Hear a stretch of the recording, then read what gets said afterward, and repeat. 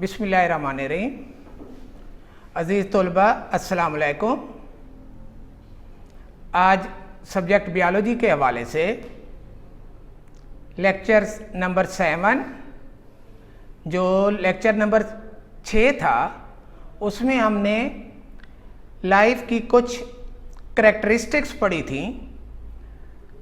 अब कुछ करैक्टरिस्टिक और भी हैं लाइफ के बारे में जो आज के लेक्चर में हम आपके सामने वो पेश करेंगे।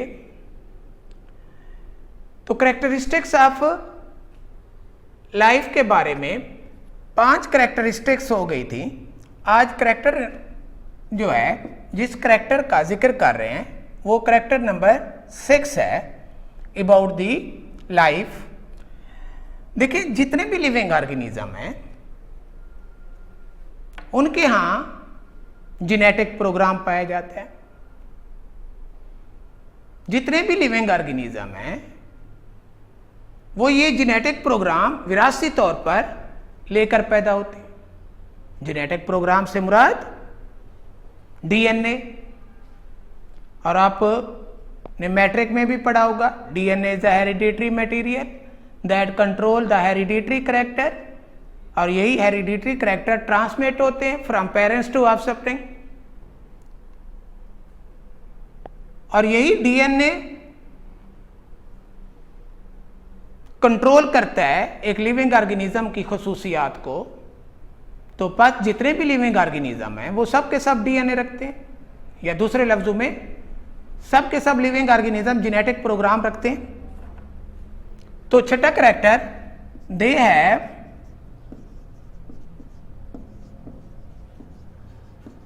जेनेटिक प्रोग्राम, यानी डीएनए ऑफ देयर करैक्टर। उसके बाद जो है number 7, they produce offspring of their own kind,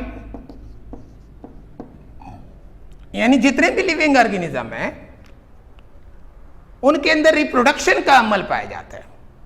वो इस रिप्रोडक्शन के जरिए अपने जैसे ऑफस्प्रिंग पैदा करते हैं। ये भी एक लिविंग ऑर्गेनिज्म का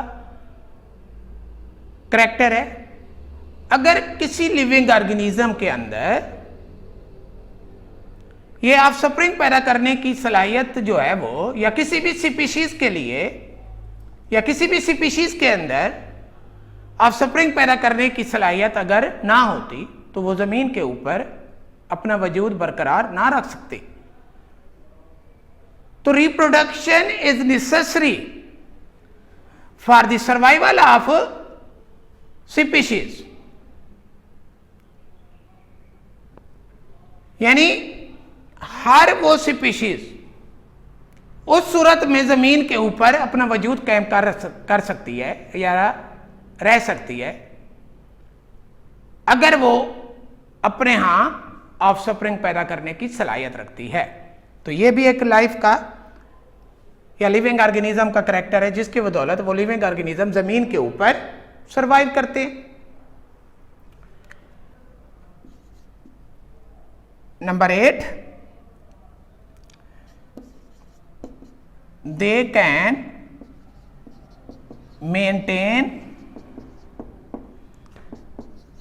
their internal environment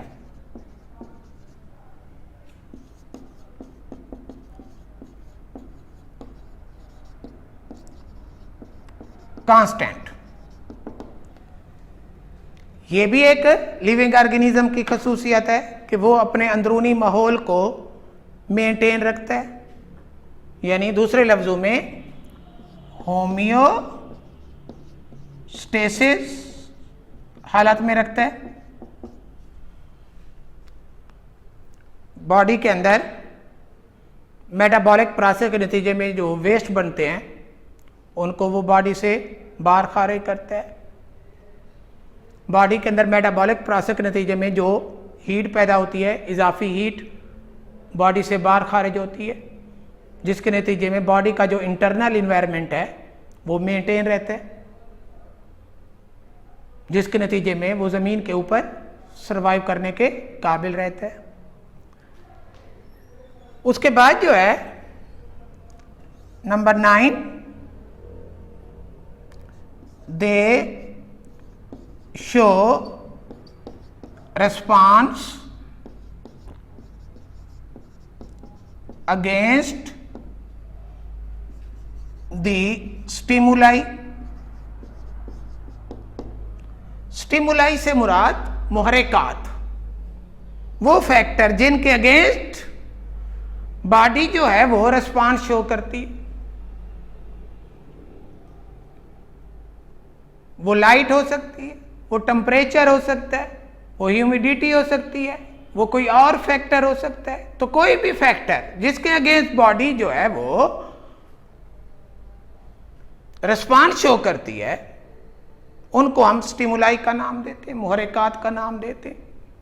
तो ये भी एक लाइफ का करैक्टर है कि जितने भी लिविंग ऑर्गेनिज्म है they show the response against the stimuli.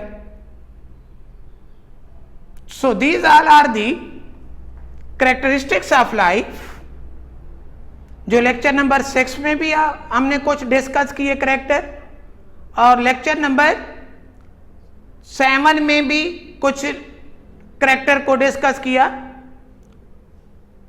उन्हीं में से दे हैव जेनेटिक प्रोग्राम, यानी DNA of their character, they produce the offspring of their own kinds, they can maintain their internal environment constant, यानी homeostasis हालत में रखते हैं, दे show the response against the stimuli.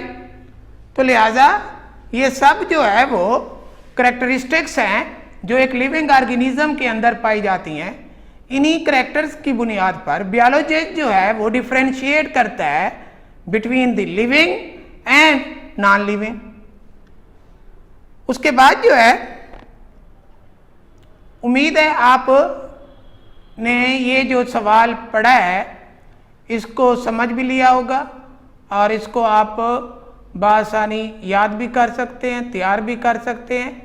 ये चैप्टर नंबर 1 का एक सवाल था कि life and characteristics of life. इंशाअल्लाह लेक्चर नंबर 8 में दोबारा हम एक नए टॉपिक के साथ आपसे मिलेंगे। अल्लाह ताला आपको कामयाबी दे, अल्लाह ताला आपको हिफ्ज़-ओ-मान में रखे। थैंक यू बेटा, शुक्रिया।